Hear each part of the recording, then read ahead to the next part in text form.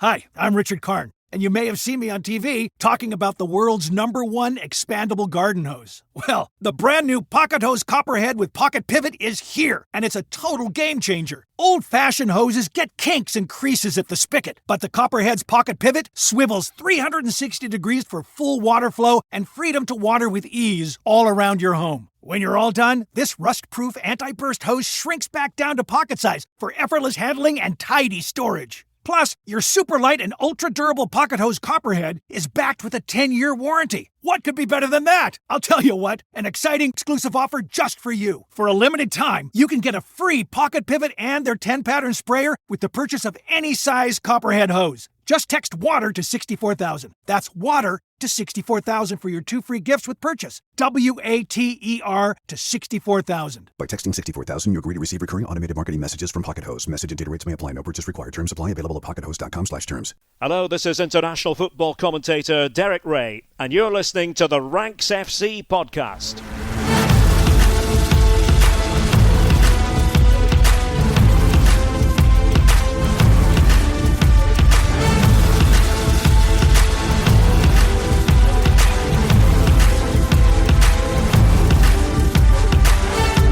Hello Rank Squad and welcome to Ranks FC. It's your favourite transatlantic football podcast. My name's Jack Collins and live from Portugal, I'm coming to you as my last podcast as a single man. Fingers crossed at the very least. And joining me all the way in San Diego, it's Mr. Dean Jones. How you doing, mate?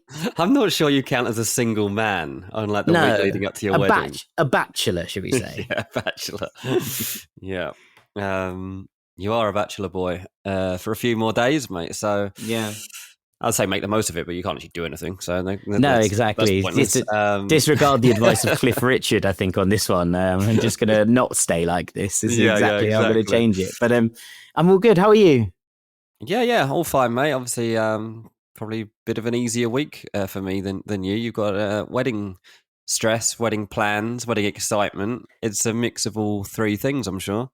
Yeah, it's a lot. It's probably the way I would phrase it, but I'm really looking forward to it. I'm really excited to have everyone here in Porto, and also just kind of the build up and meeting people and meeting all the kind of interested parties, if you will. Anyone there yet? Not really. There's a couple of people kind of scattered around the rest of the country who are going to come in later in the week, but no one's really in the city yet. My parents, my brother arrive tomorrow or today as you're listening to this, which is kind of really the beginning of festivities, I suppose, as far as I'm concerned. Yeah, exactly. And that's when it becomes real and emotional. I can't even imagine how many tears you're going to shed over the next week or two, mate.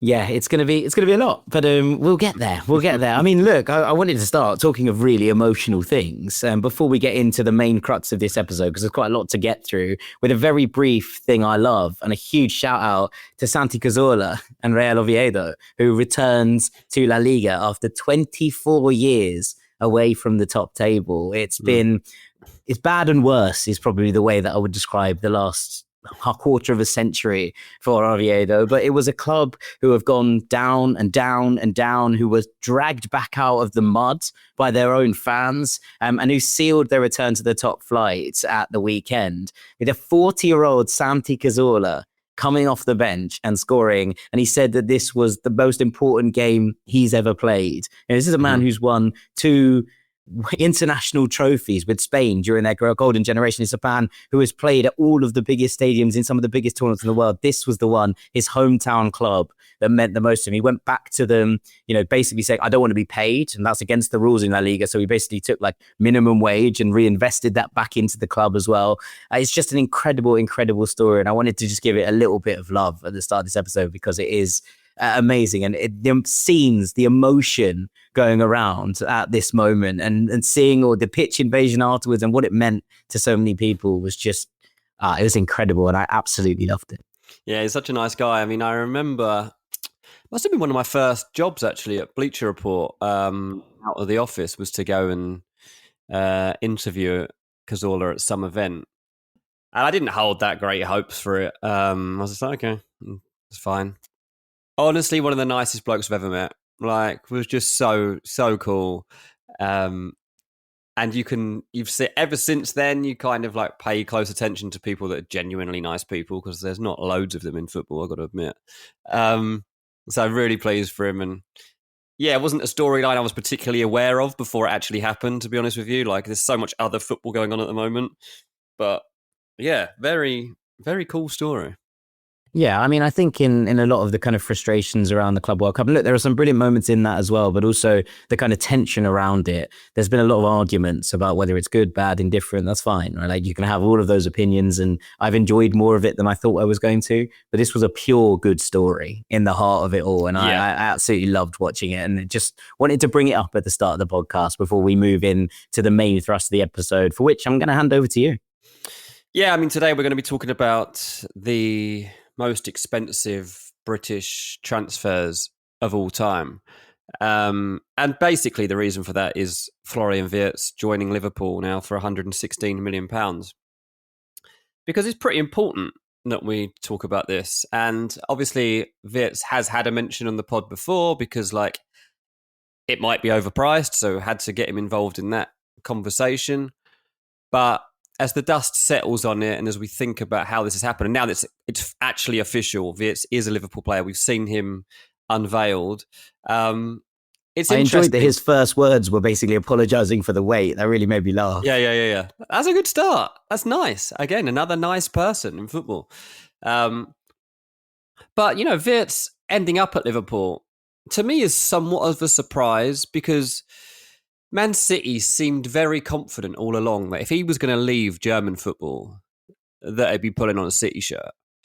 And, you know, I've got a couple of good contacts that give me City stories. And so I'd been hearing a lot about it over the last year. I still was never convinced it would happen because I always thought that Bayern Munich would end up just signing him because they don't let many people out of Germany with at least having a stint with them. And they did try, obviously. But what I didn't quite realise was how much work Liverpool were doing on Wirtz pretty much since Liverpool smashed Bayer Leverkusen 4-0 at Anfield. Now, Liverpool have had eyes on Wirtz for years, going back to when he was a youth player at Cologne, but they more specifically honed in on him over the past year.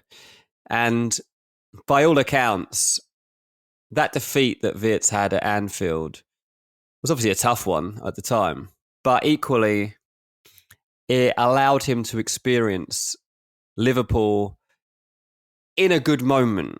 Now, people have gone to Anfield over the years, and yeah, they would have been caught up in the history of Anfield, and they'd have seen outside the stadium all the fans arriving and like all what it means. But specifically to have played Liverpool last season, it means more. I know that gets laughed at, but like last season kind of did mean more to everyone at Liverpool because they were so good and they got into their groove so early under Arne Slot.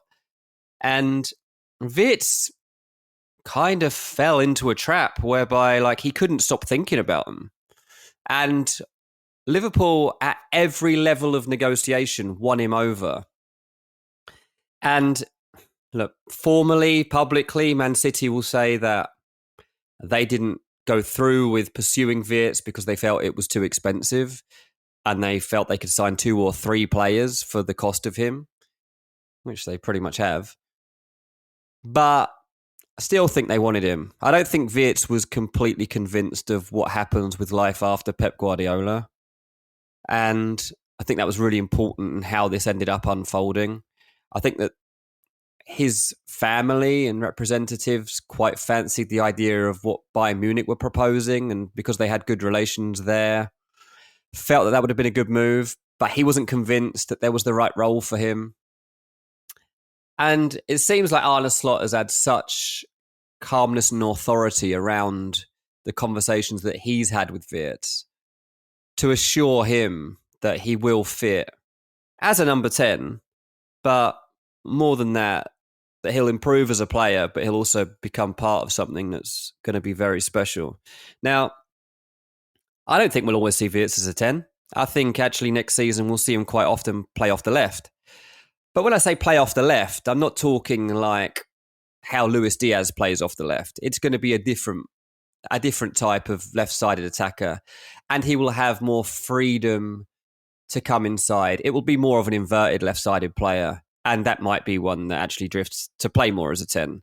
because Liverpool are going to change. And you see the style of fullbacks that they've just bought suggest that the fullbacks are going to be getting right around there and up into the attack frequently, which means that Salah and whoever's on the left are probably going to play inside a little bit more. It'll be interesting to see what Wirtz gets out of the players around him. And it'll also be interesting to see exactly how he comes out as flop or whether he flies. I don't expect him to be a flop, but obviously Liverpool spent big money before on Darwin Núñez and players who haven't lived up to expectation. But then they've got players like Alisson and Van Dijk who were transformative. And that's where Wirtz needs to land. I think he will. I think he probably will. But that's where he needs to land now. When you come in as the most expensive player in Premier League history, you need to be transformative. You need to do something special. So excited, and I kind of needed to kind of set up the conversation here today to go through this ranking, because eventually we're going to be sticking him into this ranking. I'm going to be going through 1 to 9 today in the ranking, because there is a top 10 and Wirtz is now top of it. So I'll rank the other 9 as to where I think they're going to fit, or where they do fit at the moment in terms of whether they've delivered.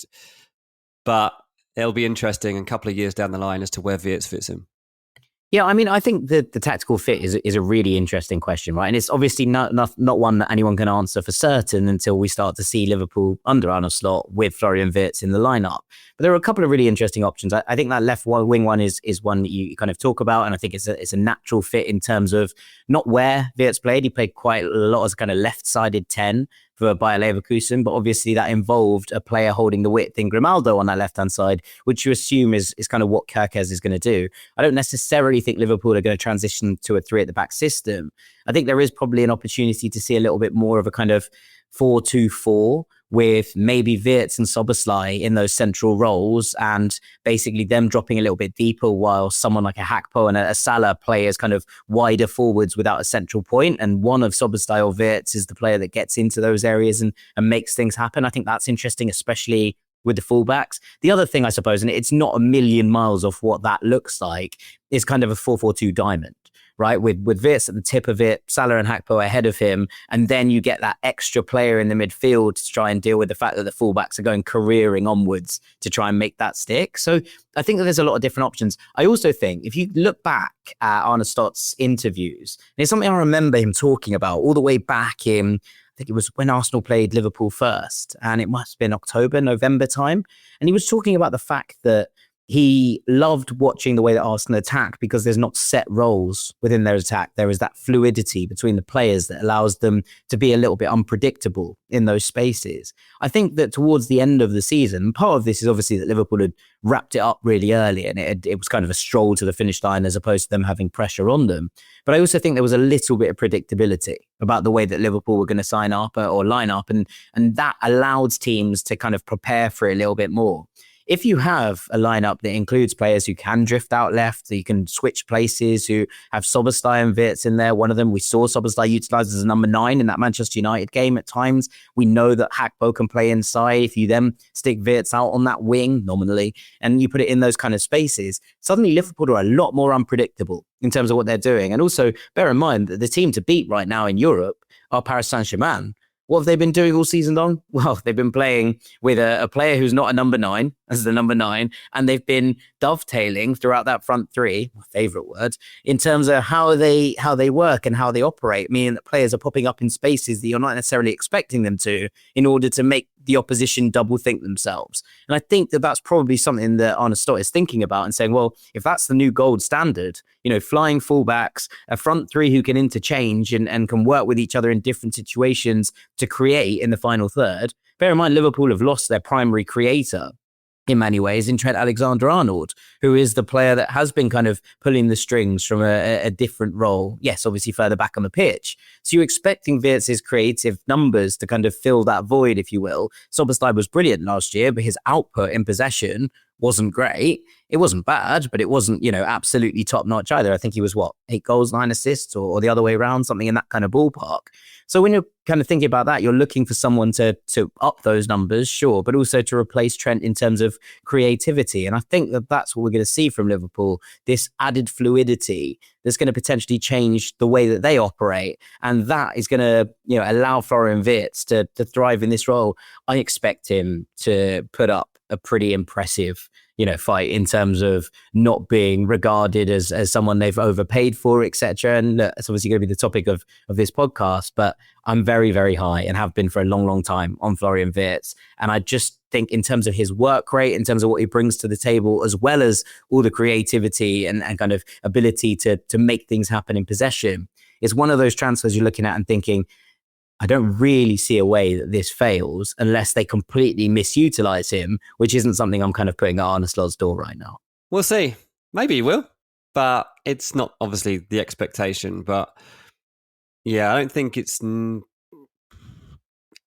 just going to be that he plays as a number 10 every single week. I don't see that happening. And it'll be particularly interesting, actually, if Luis Diaz does end up leaving Liverpool, which is being mooted and is possible, because some people are like, they're going to sign Anthony Gordon. I'm like, will they? Will they really? Yeah, I'd be very surprised if I don't think they will. I think that they've just signed Florian Wirtz. They've already got Cody Gakpo, and they've already got other options. And they also need to sign a... Hello, Rank Squad. When you think about businesses that are selling through the roof, like Aloe or Allbirds or Aviator Nation, sure, you think about a great product, a cool brand and brilliant marketing, but an often overlooked secret is actually the businesses behind the businesses, making selling and for shoppers buying simple. For millions of businesses, that business is Shopify. Nobody does selling better than Shopify, who are home of the #1 checkout on the planet. And the not so secret with Shop Pay that boosts conversions up to 50%, meaning that there are way less carts going abandoned and way more sales going... So, if you're into growing your business, your commerce platform better be ready to sell wherever your customers are scrolling or strolling, on the web, in your store, in their feed, and everywhere in between. It's no secret, businesses that want to grow with Shopify. Upgrade your business and get the same checkout Allbirds uses. Sign up for your $1 per month trial period at shopify.com/ranks, all lowercase. Go to shopify.com/ranks to upgrade your selling today. That's shopify.com/ranks.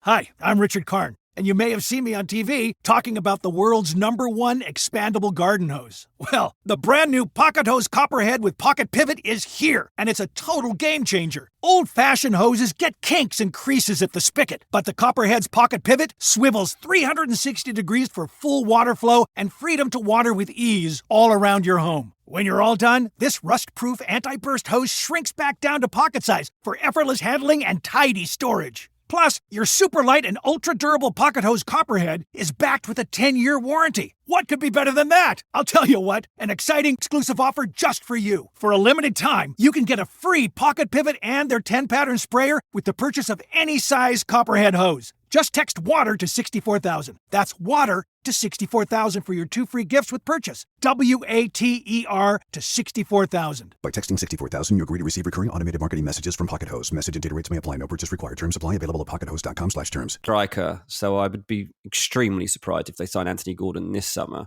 not saying they never want to, but right now. And it would make sense that Wirtz at least begins on the left. Not that he's necessarily a left winger that we're going to be seeing here. Yeah, absolutely. Absolutely. Right, let's take a break there. When we come back, we're going to get into this main ranking. Don't go anywhere. Welcome back to Ranks FC, where it's time for our main ranking. I'm going to hand the floor to Mr. Dean Jones, who's going to be talking about the most expensive Premier League signings of all time.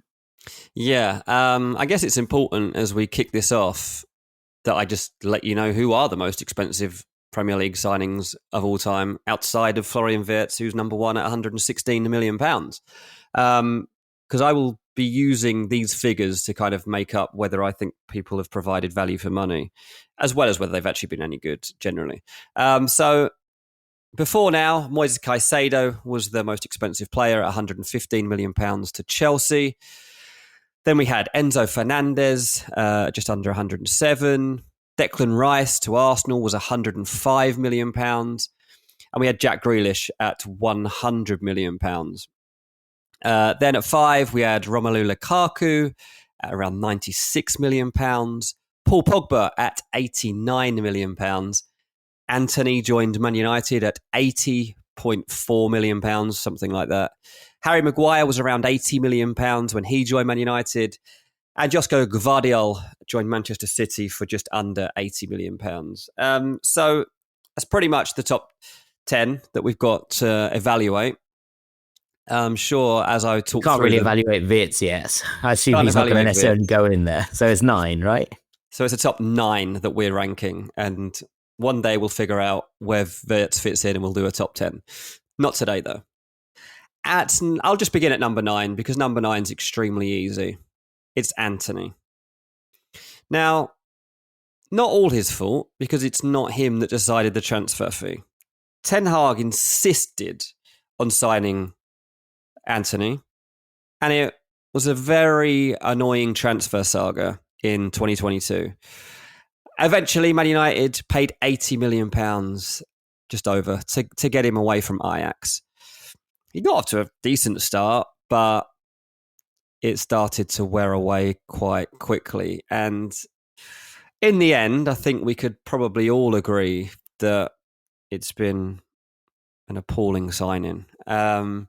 He just hasn't delivered in any sense. I saw one stat actually quickly this morning. I didn't even check this, but someone had tweeted, Anthony now has more yellow cards than goals or assists.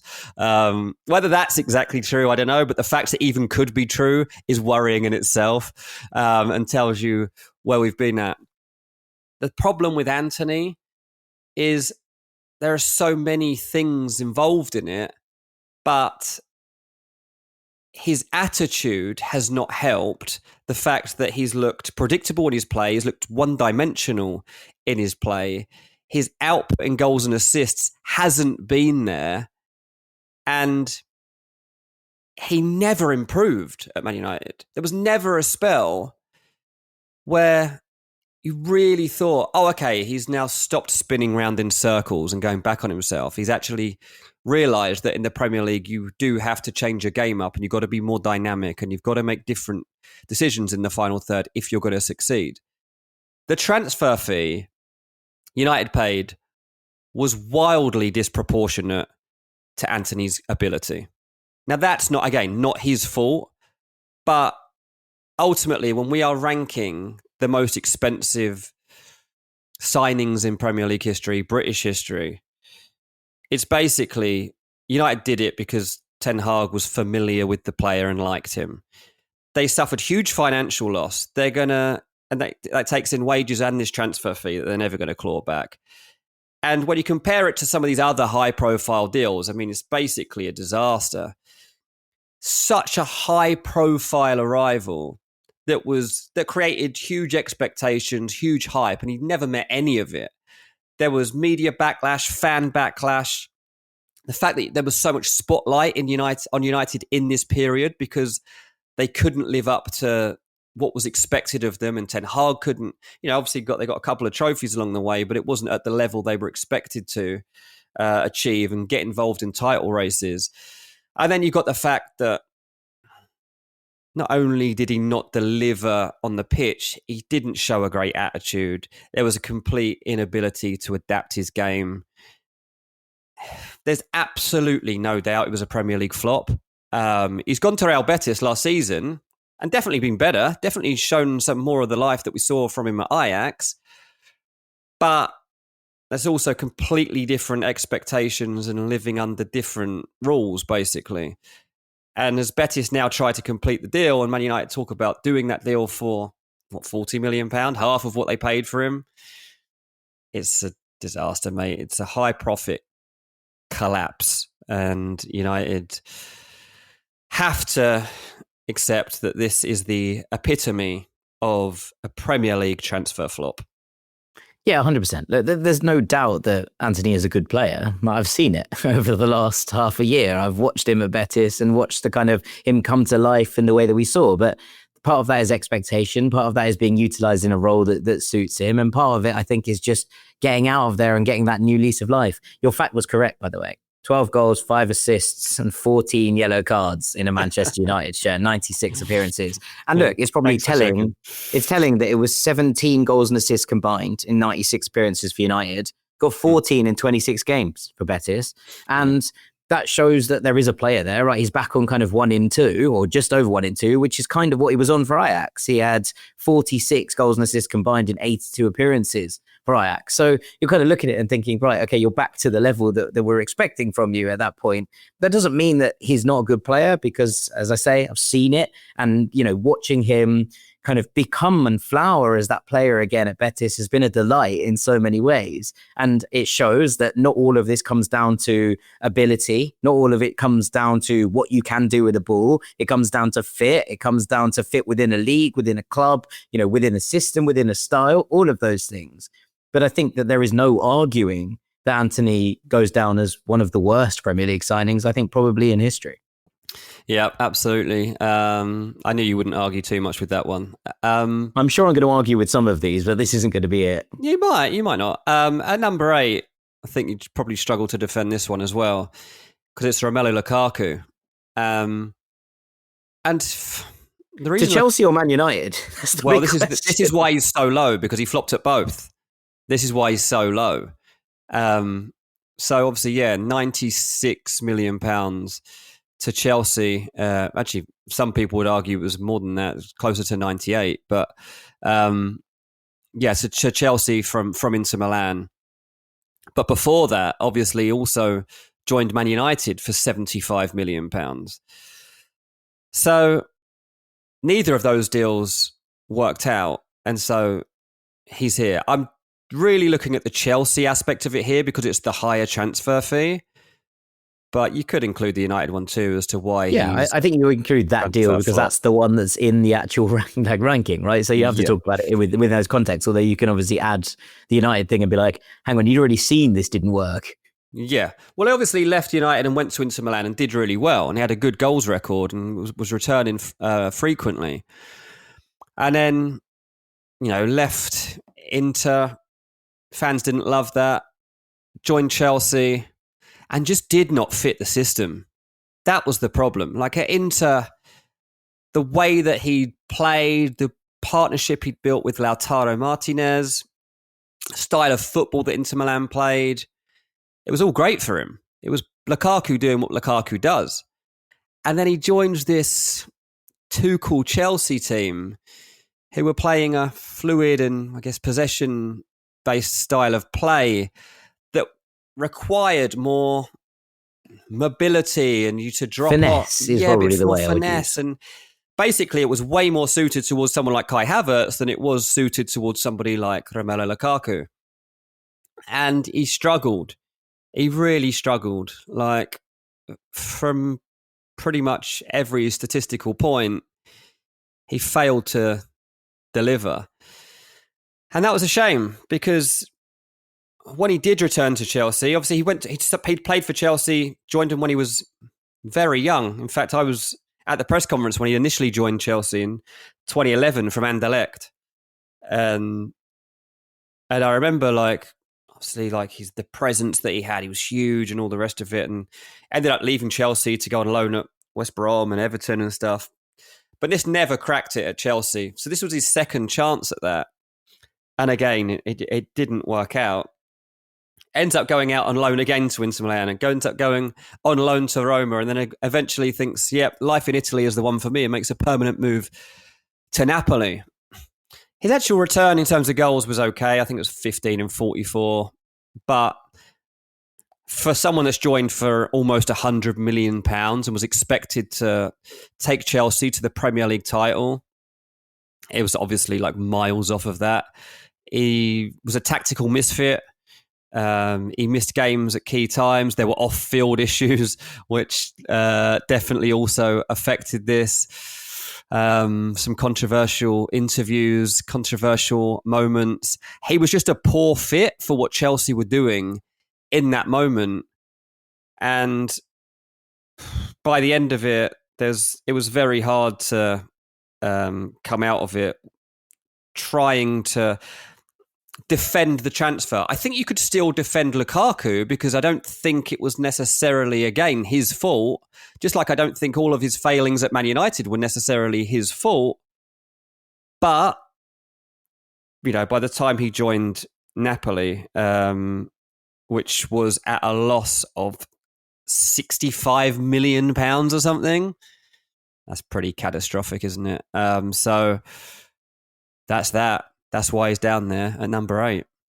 Yeah, I mean, looking back at it, I think that there's a common narrative that Lukaku failed at Manchester United. Equally, he scored 42 goals in 96 games. It was just under a goal every 2 games. It's not a bad return. Do you know what I mean? You look at that and you think he was over a goal last season at Man United, wouldn't they? Well, this is what I mean. Like, actually, when you compare him to some of the players that have been there since, you look at that and actually think, maybe the overwhelming narrative around that is actually wrong. And you look back at his time at Everton, which is regarded as a pretty unqualified success, right? He was only on just over a goal every 2 games there, 87 in 166. So when you actually put it in that context, the spell at Manchester United is spoken about in different terms, but the one at Chelsea, I think, is a pretty unqualified disaster. I think you're absolutely right. And that moment when you take that huge loss on a player, and we just talked about with Anthony as well, it comes into this and it's difficult to kind of argue with. I think that if this was the Manchester United element of it, and I know that's discussed, and I said at the start, use that as context,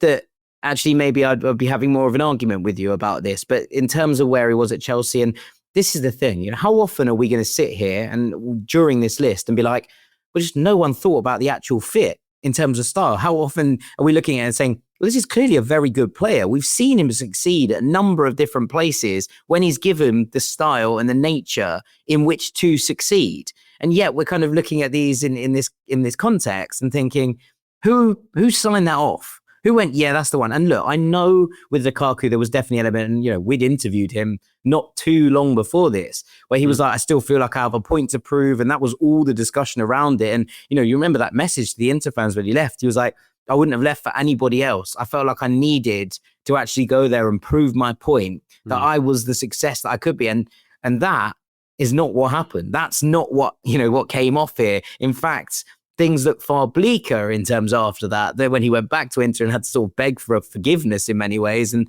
obviously then he went off and did some things at Roma and Napoli as well. You look at all of that and think, your reputation, had you stayed at Inter at that point, would probably be very, very different in the world of football than it is, given this spell at Chelsea. And I think that is probably the reason that this feels like the right place to have put this transfer. Yeah, I mean, look, he can't come back. Let's put it that way. Don't come try again, Rom. Stick to your Italian life.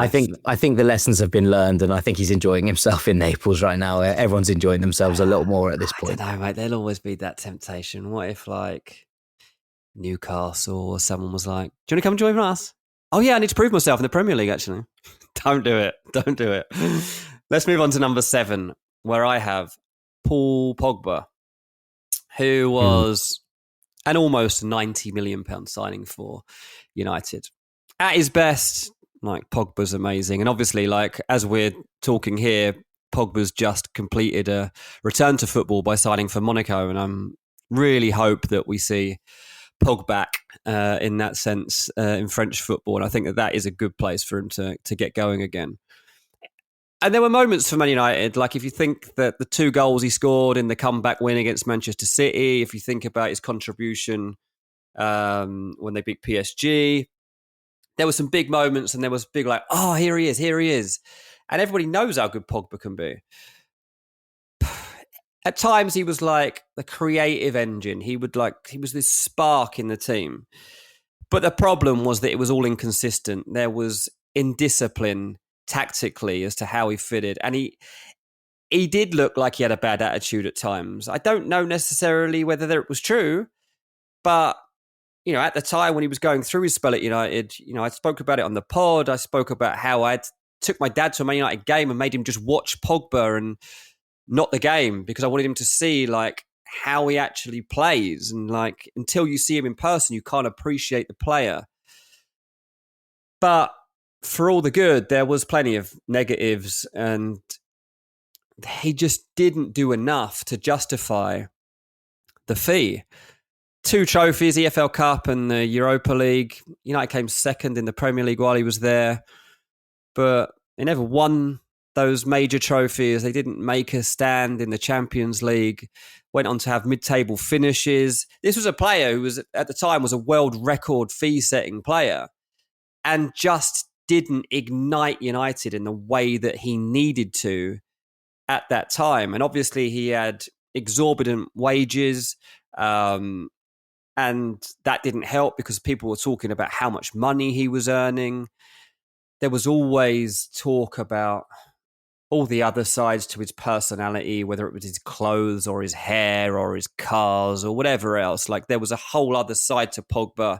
Which we should add is nonsense. It's nonsense, but it definitely helped tarnish him, and I think definitely affected too how he performed on the pitch. It certainly didn't help him. But he had that marketability and he had that brilliance that every now and then you thought, yeah, he's Man United. Like, he came through here. We want him to work out. And he's the sort of player that should flourish at the Theatre of Dreams. But there were too many off-field dramas. There was too much failure. And in the end, it just looks now like it was a high-profile gamble that fell well short of what it should have. And if you were to rate it out of 10, how Pogba's spell went then, it would be like a 6 out of 10. And some people wouldn't even give it that. So a tough one, because he obviously a great player. And at times there were some really nice moments for Pogba. But overall, I'm afraid, didn't cut it. I remember reading an article when Pogba left. I think it was, what was it, 2022 when he left Manchester United, and it was by Simon Stone on the BBC. And I remember it sticks out of my memory because I remember thinking about it, for weeks afterwards. It's a really, really good article, and it was basically talking about, again, fit and how it all kind of panned out, etc. Now, since then, there have been some really interesting revelations. Pogba basically speaking at the back of last year, saying that he mentally checked out when Jose Mourinho left because he felt like the club weren't going anywhere after that. And that he wanted to leave 3 years before he actually did because the trajectory wasn't there, which is obviously not great from anyone's perspective. You can't check out mentally from a club if you are an absolute bombshell record signing. Now, this is not acceptable. I don't care if you feel like you're being, there's obviously an element of this that is, we saw him flourish with France, right, in 2018 in the heart of this, seeing him playing in that offensive role that gave him the stability, that the pivot behind him of Matuidi and Kante, allowing him to roam into those spaces. But I remember this article basically like he wanted to get forward, and originally he was kind of played in that most offensive midfielder. I probably wouldn't call it quite a number 10, but very much the kind of furthest forward point. And at that point, Ibrahimovic was there. He was dropping into those spaces. And United never found a player in front of him who was going to open up the space which Pogba wanted to operate in. Now, France did this. They had Olivier Giroud up there. There was space for him to explode into. We had Kylian Mbappe kind of coming off the left. And yeah, you might have felt that there was a little bit of crossover there, but the two of them combined really well. And we saw that best of Pogba, the glide, the smoothness in transition. But defensively, he didn't fit in terms of you had to play 2 players alongside him to make him work. So you couldn't play him in a double pivot behind a number 10. There wasn't enough stability or a base there. And when he was allowed to get into those spaces and get forward, you mentioned some of the great moments that we saw from Paul Pogba. And I think that there was so much excitement around of all of that. But ultimately, it never really worked in terms of finding a space for him to thrive. And if you have a player like this, and look, again, I would lay a lot of this on the club's door. If you bring in a player as mercurial, as brilliant as Paul Pogba, you have to find a space for him to operate in where he feels comfortable and free. And if Didier Deschamps can do that in international breaks, I always talk about the fact that international managers have less time to work with their players, to be able to find solutions in possession, etc. If Deschamps could find that, yes, okay, you can argue that the quality and the caliber of player is higher, fine. But actually, if you're able to find that in the small time of international breaks, then the fact that nobody could find that at Manchester United and no one looked at this and thought, you know what, we could probably do with the kind of player that brings out the best in Paul, that allows him to be the guy in the middle. Like, it just didn't really make any sense in so many different ways. And what it meant was that we wasted, or at least at club level, we saw wasted the best years of an absolutely incredible player's career, that he wasn't able to dictate games and have the influence on them that he should have done when we saw him, growing up, and what we saw from him at Juventus in that first spell, etc. So yes, question marks over all of it. And I wouldn't disagree with his position in this ranking here. But I think that for me, of all of them, this one feels like the saddest one, because this was a player, we talk about the two players beforehand and you think, was the fee justified? I think in terms of Antony, very much not. Lukaku, slightly different. And there was also the element of bringing him back and making it work, etc. More justified. This felt like a justified transfer fee at the time, considering what we'd seen from Pogba. And to let that go to waste, let that talent slip by just not figuring out how you can play and allow him to be the best of his ability. For me, this feels like the saddest of all of the 9. The saddest thing of all might be Man United fans right now. Antony, Lukaku, Pogba. Sancho doesn't even make the list. It wasn't quite expensive enough, but you've got your own ranking to be done somewhere along the line, Man United fans. Sorry, but you'll be pleased to know, Man United fans, that you're not at number 6. You're not involved in this one at all. But at number 6, I've gone for Enzo Fernandez. Wow, okay, you've put Enzo below Jack Grealish. That's wild. Well, it's not, because Jack Grealish has actually won some proper stuff at his time at Man City, and I'll get to that at the time. Whereas Enzo Fernandez hasn't done it yet. Enzo Fernandez value still lies in future potential rather than what he's delivered so far when he cost £106 million.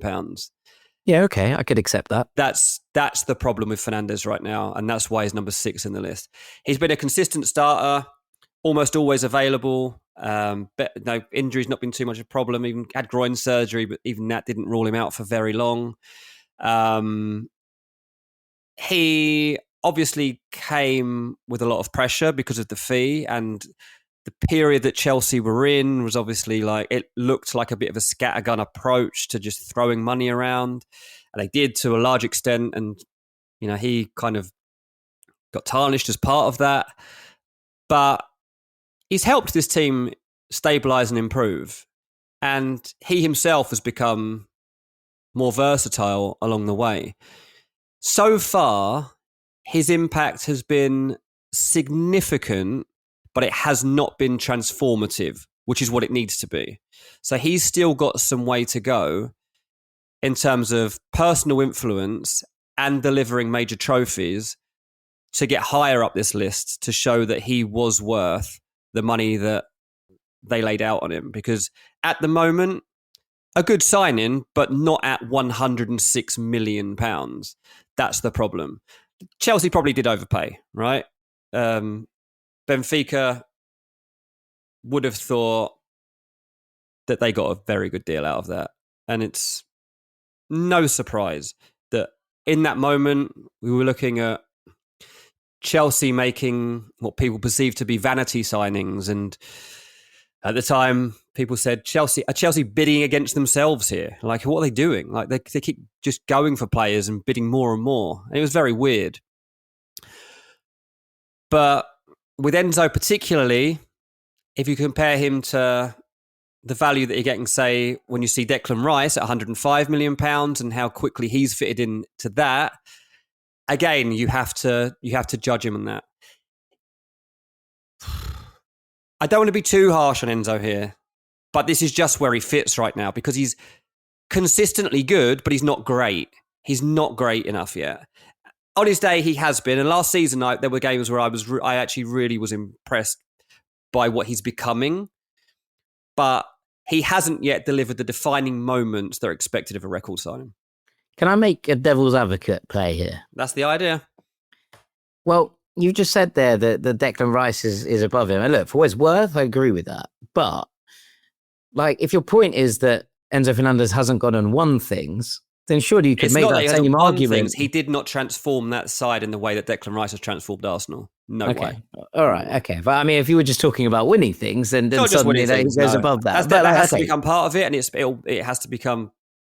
I'll talk about it with Rice too. But I think if you compare Enzo's influence, particularly in his first season at Chelsea, compared to Rice's at Arsenal, it's incomparable. Yeah, okay, fair enough. I accept that. And also, I think that the Chelsea fans will probably accept that they overpaid a little bit for Enzo Fernandez. I also do think you're right, though, that he has the potential to climb far higher up this list than anyone else. And probably the next 2 or 3 that we're talking about. Like Enzo Fernandez has the ability and the creativity. I think that the thing for me with Enzo, and the reason that I don't mind, I would have had him probably still above Grealish in terms of the impact he's had. I take your point about winning things. But in terms of the impact that he's had, the issue that I think is going to be interesting, and this is going to define actually where Enzo fits in this list when he eventually either leaves Chelsea or retires, whatever that end point is. Is at the moment, you're kind of looking at a Chelsea team and thinking, I often think that they look better when Caicedo and Lavia are together in the middle. Right now, Lavia is a different question because obviously injuries, etc., comes in there. But I do often think that Chelsea look at their best when it's the two of them in the pivot, and then you have, let's say a Cole Palmer in the number 10 role. So when you're examining exactly where he fits, the question marks become, okay, Andre Santos is coming in here next year. We've just seen Dario Sugo signed, who's more of a kind of ball-winning player, and I imagine is going to play kind of backup, second fiddle to Moises Caicedo, who we'll talk about later. But I do wonder, in terms of with Andre Santos in there, we know how good Romeo Lavia can be, where it fits perfectly, especially if Maresca wants to continue with this 4-2-3-1 system. Now, maybe that is you're right back inverting inside. Now, there's the Reece James question. He's been playing more in a central role at the Club World Cup. What that looks like and how that fits is another question to add to the string, right? And another question to add to the bow. But I do wonder if there is an element of this that Enzo, clearly an exceptionally good football player. And I do think when utilized within the right spaces, he has the ability to create. I think his record in terms of actually putting on big moments, coming up with goals and assists has not been as bad as people have made it out to be by any stretch of the imagination. But I do wonder if Chelsea sometimes look better when he's not in the team. And that, for me, is the question mark when you're saying this. Hello, Rank Squad.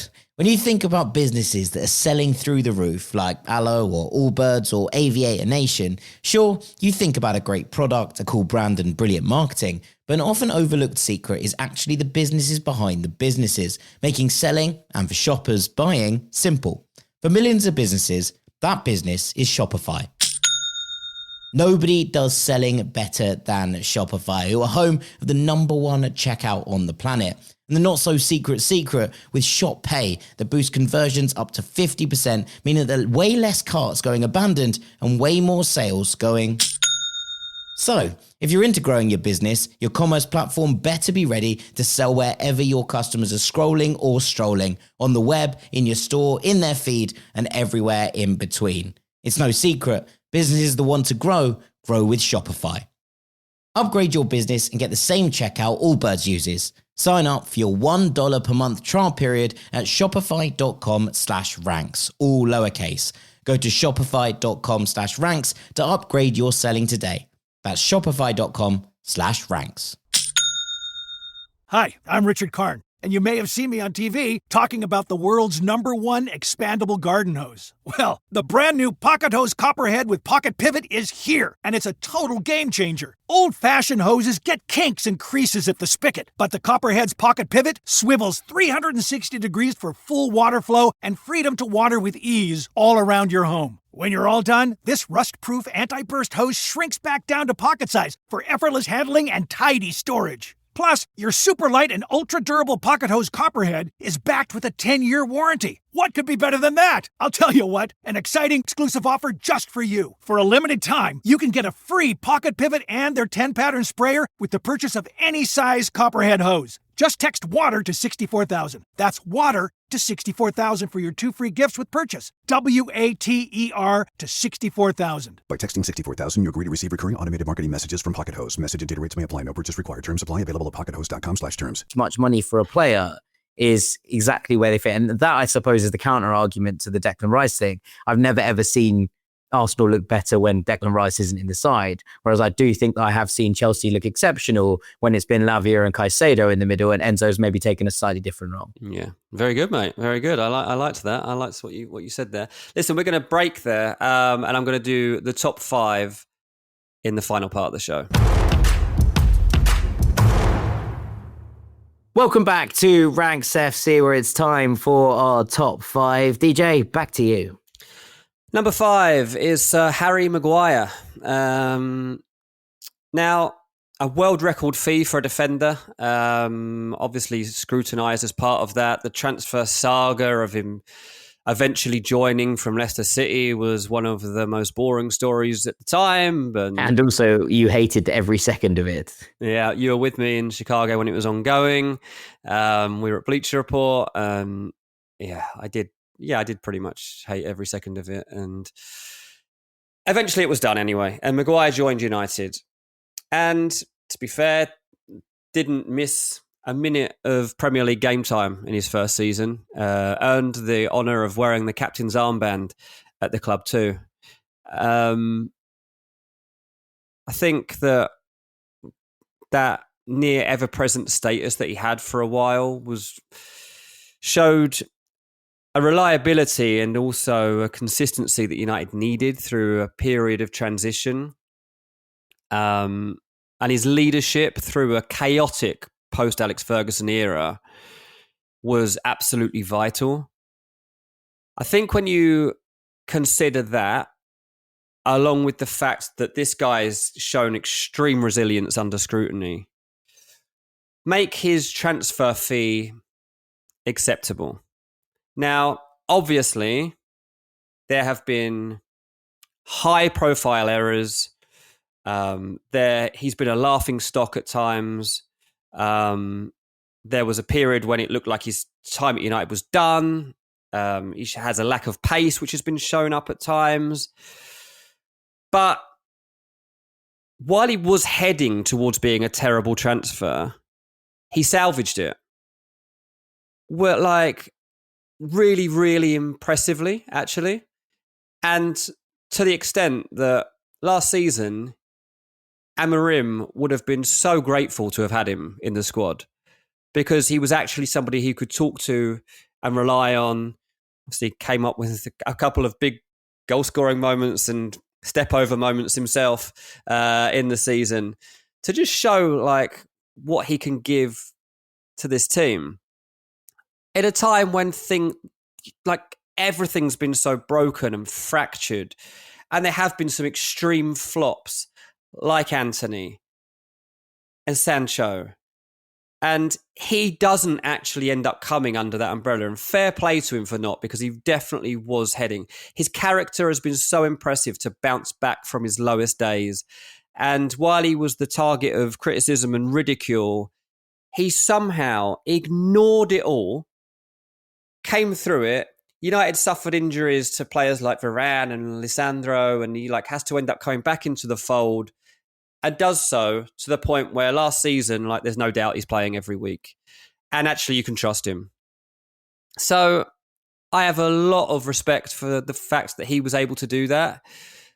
And I think that when you compare him to, other United flops like Anthony, Lukaku or Pogba, the fact that he's been a consistent presence that's given United some stability, given all their managers some stability, and shown leadership on and off the field. His off the field qualities are barely spoken of, but I know that there have been times where Maguire's been so important off the pitch. His errors have he's fought back from them, and I think it's okay now. And that's why for me he makes the top 5. Yeah, I mean, I have no arguments with this. I think that look, this has been an up and down one, right? In terms of how he's been perceived over the years has very much fluctuated. But at this point, you're kind of looking at it and thinking, well, he's a bit of a stalwart in this team. At one point, there was a moment where Manchester United fans were every time Maguire's name was on the team sheet, not necessarily fans at Old Trafford, we should add, but especially online, every time his name was on the team sheet, it was the worst thing that could ever happen. It was, the end of the world. I think we are long past that and well past it. And look, thank God in many ways. But in terms of actually now seeing him in there, in terms of a team that is changing, and look, one that is now playing with a back three, which has always been a strength of Maguire's, playing with 2 other defenders alongside him. We saw him thrive in that role for England. We've seen him have some really good moments for Manchester United this season.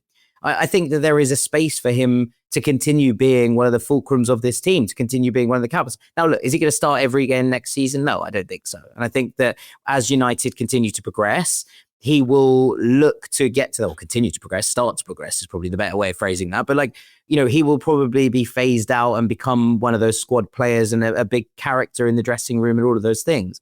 But considering he was on, you know, the exit list, someone that United were desperate to get rid of a number of times, and he's fought back from that.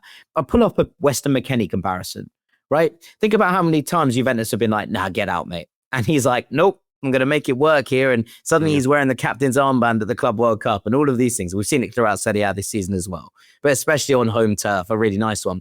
The way that he's fought back from that, I continually praise, right, Weston. So it would be remiss of me not to do the same for Maguire, to be able to kind of quiet down all that criticism, to look at it and be like, no, I'm going to make my mark here. I'm going to make sure that I am an important and key part of this team, you know, whether on pitch or off it, to be a part of that kind of leadership group in a very difficult time when a lot of players have walked away from Manchester United and gone, you know what? Nah, this isn't for me. This is not my fight. For him to have stayed there and been a part of it, I've got nothing but respect for Harry Maguire. And honestly, I think that this is a perfectly fair place to put him in this ring. Yeah, middle of the road, Harry Maguire is probably exactly where he should be in pretty much any list, unless you're talking about mindset, in which he would probably be number one across the board. Let's move it up a gear and go to number 4, where I do finally land on Jack Grealish. A £100 million player, the most expensive for a British player at the time that he moved, and a player that definitely some people will have labelled as a flop, who has failed to live up to his price tag. In terms of actual goals and assists, I understand why people would kind of pitch him there, because it's not outstanding. Overall, 157 games for Man City, 17 goals, 23 assists. Like it's not much to write home about in that sense.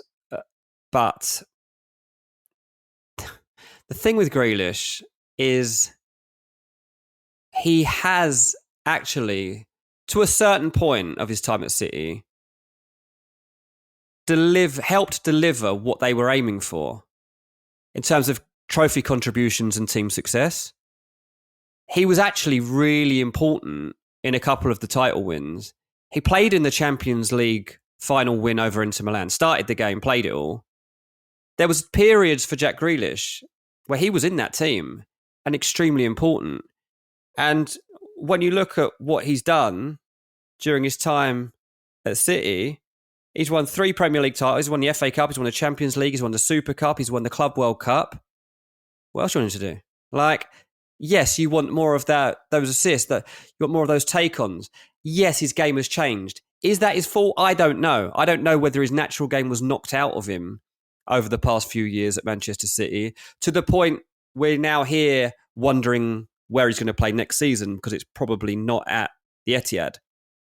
The last year definitely makes his position in this list look strange, because you'd think, you can't say Jack Grealish is good value for money. He barely plays.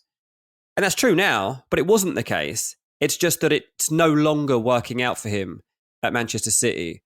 But it did for a while, and then just when it needed to level up, it just fell short. He has a unique playing style, which I don't think Pep knew how to get the most of totally. Pep really likes Grealish, and as a person did really want this to work. I think that when you look at adaptability and work rate and the other things that you need to do to thrive as a City player, he tried to do it all. He tried to work as a left winger, an attacking midfielder, a false 9 if he had to. But all the time, he knows, well, next season they're going to be signing someone else. Next season they're going to be signing someone else. And you've always got to live on the edge like that. Obviously, he's a bit different to the rest of the squad too, because he's a bit of a lad. And I don't think that's always helped him. But he is who he is, and he's not really ever hid that. Whether it's right or wrong isn't for us to say. But hasn't helped him probably get to where you'd like £100 million footballer to be. But I think that he's probably at times been really good for team morale to have somebody who's a bit of an old school player, someone that's like willing to go on a night out or willing to say what he thinks in an interview or on social media, or to just mess around with in the dressing room like they used to in the old days and not worry too much about being seen on a camera being silly. Whatever it is, the £100 million fee for a player that was 25 and was homegrown, obviously, in a sense. When you compare it to the other players on this list, I think Grealish actually has shown enough to be this high up. It's just that now, at whatever he is, 29, that things have started to fall away and it doesn't look good. But there were stages where this guy was undroppable. And that's why, when you measure what he's done over the course of time, I think that, especially given the players we've just talked about so far, he deserves to be above all of them. Yeah, I mean, I struggle with this one because it's almost like the anti-Maguire in some ways. Like, Maguire came in, everyone was like, oh my God, this is the worst thing ever. And then by the end of it, or not the end of it, but by where we are right now, everyone's like, oh no, it's fine. Like, as in, that fee seems kind of reasonable at this point. Whereas with Grealish, it started off, and obviously the first season was a little bit difficult, but the second season was brilliant, right? Like, and we saw that kind of his impact and the effect that he had and how he kind of took things forward.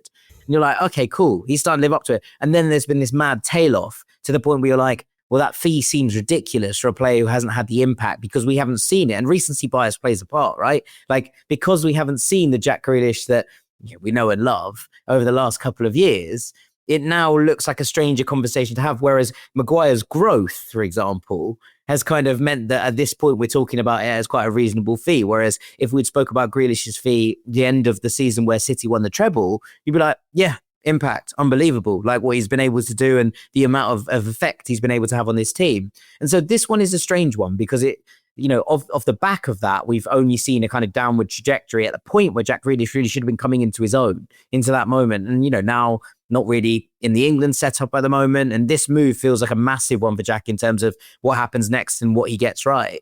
But I do think it's a really hard one to judge because that immediate, but you know what I mean, that impact that he had at the start of his time at City is very different to the player that we're seeing right now. And that means that recency bias makes it feel like he's overplayed in this ranking. And I understand that. And I like, that's why I'm kind of grappling with it.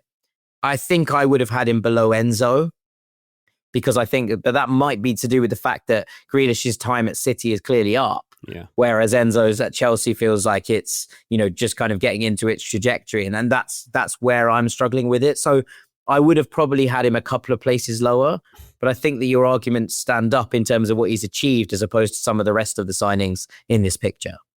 Yeah, I mean, it's easy to forget that Grealish did help Man City win the Champions League and at times was really integral to their actual Premier League campaigns that ended in success. And just because he didn't do that last year doesn't mean he hasn't done well. Whether he's worth £100 million, I'm not convinced of. No. And that's maybe why I'd have him below Maguire on this list, because I think that Harry Maguire has probably just about justified his fee right now, whereas I don't think Grealish fundamentally has. I mean, Maguire's value would be diminished by the fact that it's all been so inconsistent. He's been so error prone, and he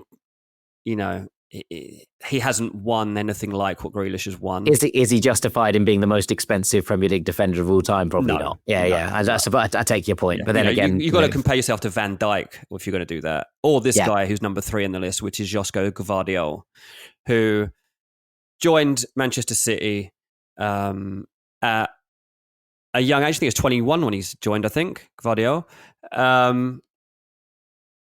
76, 77 million pound, whatever you want to pit this as. Like, what a signing. Like, no, not a bargain, but a long-term investment that is not going to let you down. Play him as a centre-back, play him as a left-back. You can play him as a DM if you want. Like, he'll do a job for you. He scored crucial goals, including ones that have helped him win Man City the Premier League. He will follow instructions, but he'll also give you an edge beyond that. in those positions, whether he's inverting from the left, whether he has to move forward from the left, whether he's up there from set pieces. Like, Vardiol's become one of the best defenders in the game. And I think that when you consider the contract that he signed over 5 years at this sort of fee, I think it's actually a very reasonable outlay, considering that you don't have to worry about him very much. Now, I don't think we'll see him too much longer as a left back at Man City, because I think they're trying to change the setup of the team. And I quite want to see him just playing regularly as a centre back again, just to see what he becomes. But I think when you consider some of the expensive players, like I think Wesley Fofana wasn't that long ago that was moving for figures close to this, and you've see what Gvardiol's doing year on year. You see how he's reinforced City's dominance, the depth that he gives them.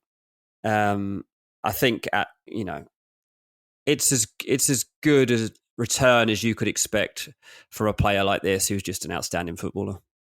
Yeah, it's just been exceptionally solid, isn't it? And you're trying to, I think the thing you're trying to do here, because you're talking about different fees, you're trying to kind of weigh them up against the impact that they've had. Have they been worth it?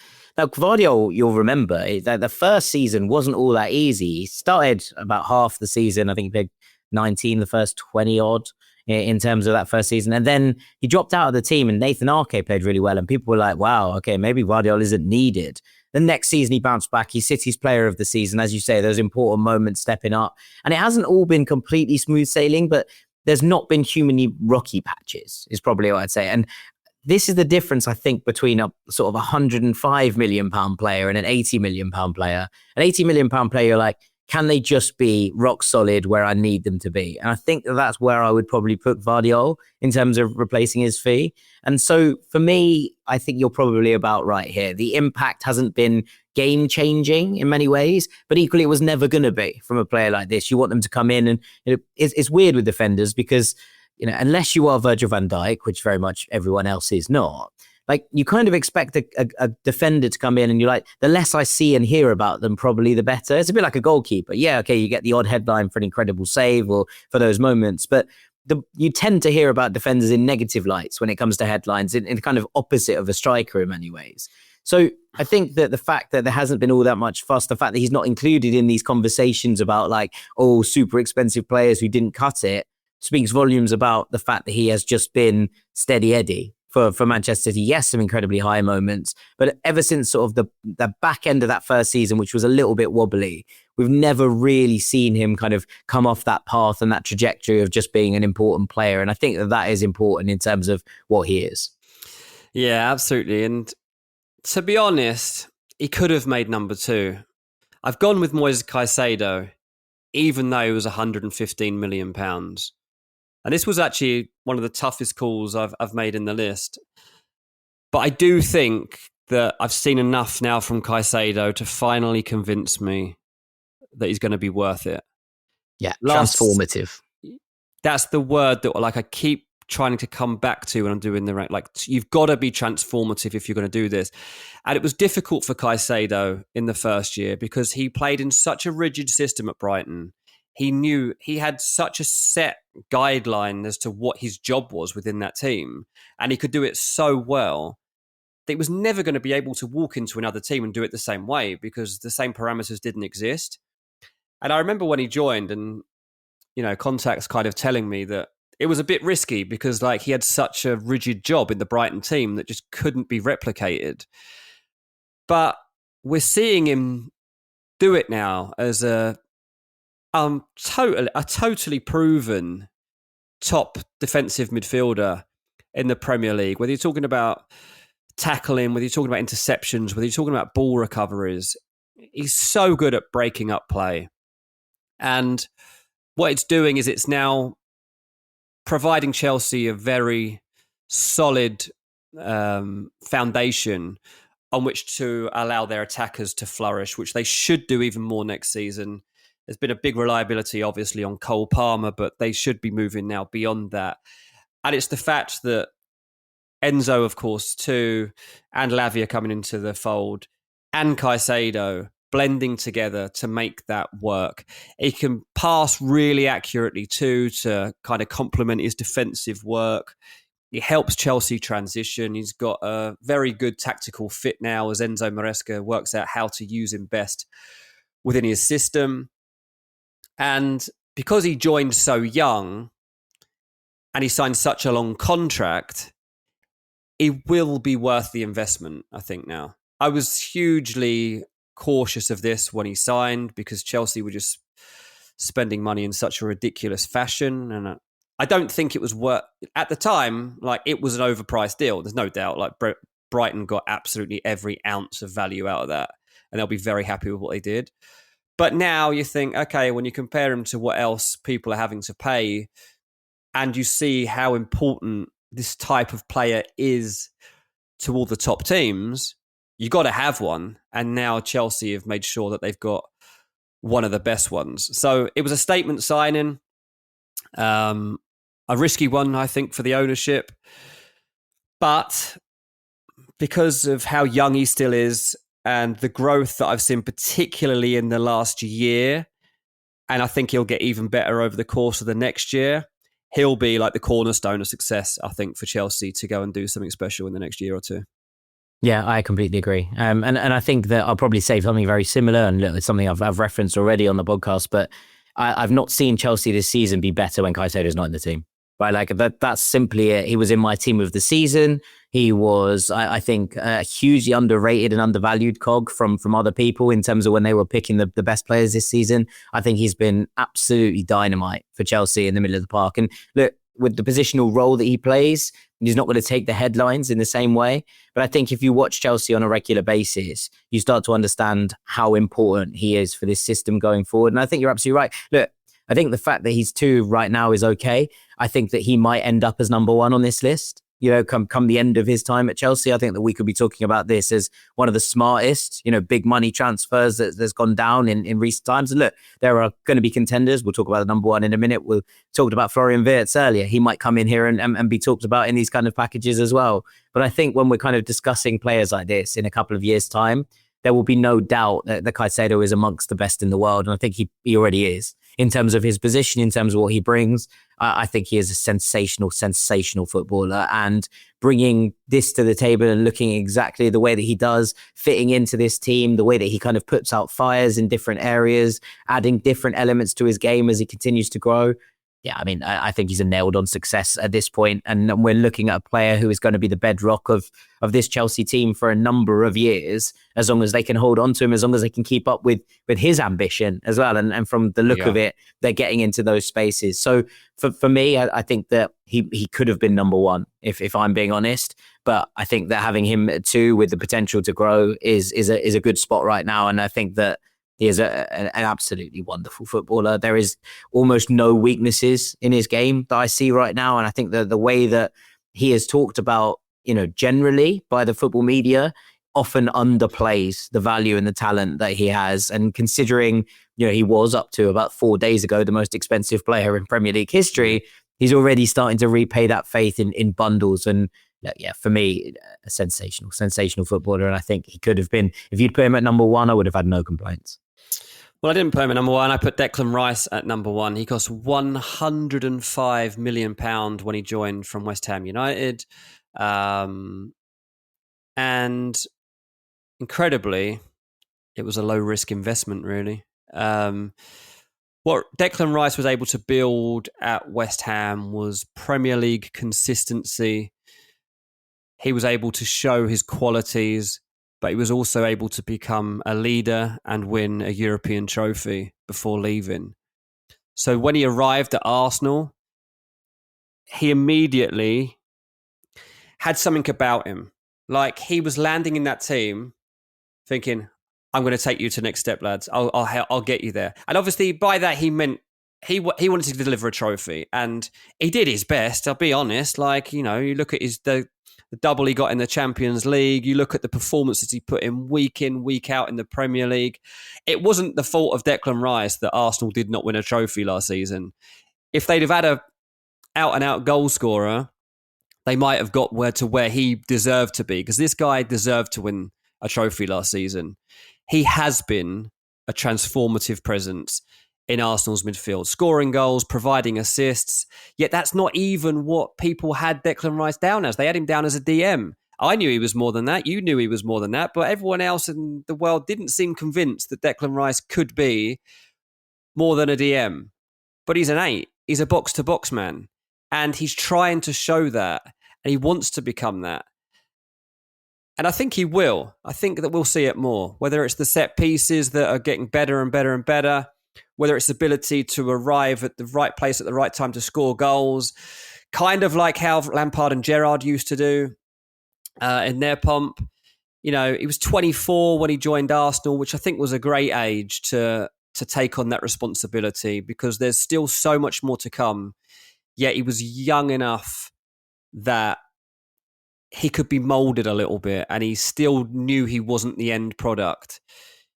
He's quite an intense guy, and I think that because Arteta is too, that works. Like, I think their personalities work for one another, and I think that Dec, you know, while you do see all the videos of him being silly, he's a very serious footballer, and in terms of market context, for £105 million, I think it aligns absolutely fine with where a player of this quality would be. In terms of longevity of the deal, you're still absolutely going to get the best years of his career out of him. We haven't even seen him peak yet. And he's also kind of got that elitism level to still reach, where he can get to be as good as Odegaard, as good as Saka. He's not quite there yet, I don't think, but he's very close to it. He's very close to it and knocking on the door. So he hasn't got those trophies yet, but because of the immediate impact, the versatility, the leadership, the long-term potential, they all help justify this £105 million fee. And yeah, this is a player, again, I say that, what did I describe Caicedo as? I said he was like the cornerstone for future success. I mean, Rice is absolutely that as well. I mean, if and when Arsenal do eventually get their hands on that big silverware that they're craving, like, Rice will deserve it as much as anybody. Yeah, I mean, look, I think your point about output is key, right? Like, he's played almost double the games for West Ham that he has for Arsenal, and yet his output's been higher in those games for Arsenal. And look, obviously it's slightly different in terms of a team that's more dominant, etc. I get all of that, and his role's been slightly different. And equally at West Ham, there were moments, right, where he was coming on late in games early on in his career, and so there are different elements to it. But like, in less than half the minutes available to him, we've seen this increase in output that's allowed him to pick up, 35 odd goals and assists in 100 odd appearances for Arsenal. That's a very, very good return for a player who's been asked to fulfill multiple, roles within the team and multiple kind of duties as well. So I think that you're right to have him in this top conversation. I think that there is a fair debate to be had in terms of Rice and Caicedo, in terms of where they are and where they have the potential to get to. And I would probably verge on Caicedo ahead of Rice. Equally, I appreciate that my biases come into play here as someone who's struggled with Declan Rice's decision-making over the course of his career. Still on that. Still on that. Am I still on that? I will be on this until the day that I die, Dean, in terms of where he went, right? So there are elements of this. But I think it's impossible to argue with the impact that he's had in terms of this team, in terms of trying to push them onwards and taking them to a new level. I think the influence of Zubimendi coming in is going to be really interesting to see how that shapes up the Arsenal midfield. One of the things and one of the reasons that I've struggled with Declan Rice playing as a defensive midfielder at times has been his inability to take the ball on kind of the half turn and push you up the pitch, which he can do far better when he's higher up, right? And that allows, if Zubimendi comes in there and is able to dictate from the base, I think that will change his role slightly, and that's probably a good thing from Declan Rice's perspective. So I think, again, you're right in terms of he's already started to repay this transfer fee in a big, big way. I think there is room for growth, and he is going to be the kind of backbone of this team for some years to come. So I can't really argue with you having him in the top bit. I mean, I think you can discuss which way your 1 and 2 goes, but I think that these are very much the 1 and 2. And that's it, mate. So let's see where Wirtz ends up landing. Will he be an Anthony? Will he be a Jack Grealish? Or will he be a Declan Rice? Time will tell. We'll start making our assessments from game week 5. I was going to say in 2 years' time, when we revisit this, we'll probably revisit it next summer. I'm not saying he's going to immediately jump in to this, but I think in 2 years' time, we'll be talking about Florian Wirtz in the top 3. I think that's where I'm at with the player of Wirtz's caliber. But we shall see. We shall see. Stranger things have happened. And that brings us to the end of this podcast. We hope you've enjoyed our walk through the most expensive transfers and off the back of that Florian Wirtz to Liverpool deal. A bit of admin, I suppose. There will be no ranks next week. We're going to take a breather. Unless I do wonder, unless I can conjure something up, I will try to give our loyal listenership something, but it's going to be without you. No matter what, you're not. I'm not going to be here. Which will be the first. Maybe I think once. Maybe me and Sam did one without you. Maybe once. But yeah, it's going to be weird if it happens, but either way, Jack will not be on Ranks FC next Wednesday, but he will be. Will you be married by next week? Yeah, I will be married. I will be a married man. So hopefully, there is that. If all goes to plan, you'll be a married man the next time you're on Ranks. If there is no episode, it would be the first time since January 2021 the Ranks hasn't dropped on a Wednesday. And this is why this is why I will strive to.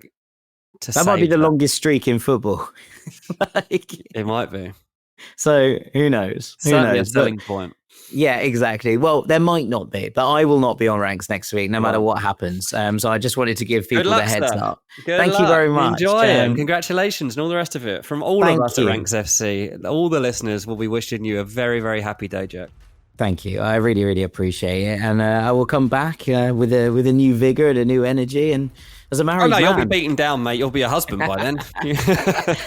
Here goes all the optimism that you've heard from me over the last 4 years. You don't make any of your own decisions after next week. Yeah, no, exactly. But thank you all so much for listening. Thank you for your well wishes as well. They've been all over social media, on Instagram and in the Patreon, etc. I really do appreciate it, and Lucy does as well. But for now, and from me and Dean, thank you so much. We'll see you very shortly, Rank Squad. Take it easy. Peace. Hello, Rank Squad. When you think about businesses that are selling through the roof, like Aloe or Allbirds or Aviator Nation, sure, you think about a great product, a cool brand and brilliant marketing, but an often overlooked secret is actually the businesses behind the businesses, making selling and for shoppers buying simple. For millions of businesses, that business is Shopify. Nobody does selling better than Shopify, who are home of the #1 checkout on the planet. And the not-so-secret secret with Shop Pay that boosts conversions up to 50%, meaning that there are way less carts going abandoned and way more sales going. So, if you're into growing your business, your commerce platform better be ready to sell wherever your customers are scrolling or strolling, on the web, in your store, in their feed, and everywhere in between. It's no secret, businesses that want to grow with Shopify. Upgrade your business and get the same checkout Allbirds uses. Sign up for your $1 per month trial period at shopify.com/ranks, all lowercase. Go to shopify.com/ranks to upgrade your selling today. That's shopify.com/ranks. Hi, I'm Richard Karn, and you may have seen me on TV talking about the world's #1 expandable garden hose. Well, the brand new Pocket Hose Copperhead with Pocket Pivot is here, and it's a total game changer. Old-fashioned hoses get kinks and creases at the spigot, but the Copperhead's Pocket Pivot swivels 360 degrees for full water flow and freedom to water with ease all around your home. When you're all done, this rust-proof anti-burst hose shrinks back down to pocket size for effortless handling and tidy storage. Plus, your super light and ultra-durable Pocket Hose Copperhead is backed with a 10-year warranty. What could be better than that? I'll tell you what, an exciting exclusive offer just for you. For a limited time, you can get a free Pocket Pivot and their 10-pattern sprayer with the purchase of any size Copperhead hose. Just text WATER to 64,000. That's WATER to 64,000 for your 2 free gifts with purchase. WATER to 64,000. By texting 64,000, you agree to receive recurring automated marketing messages from Pocket Hose. Message and data rates may apply. No purchase required. Terms apply. Available at pockethose.com/terms.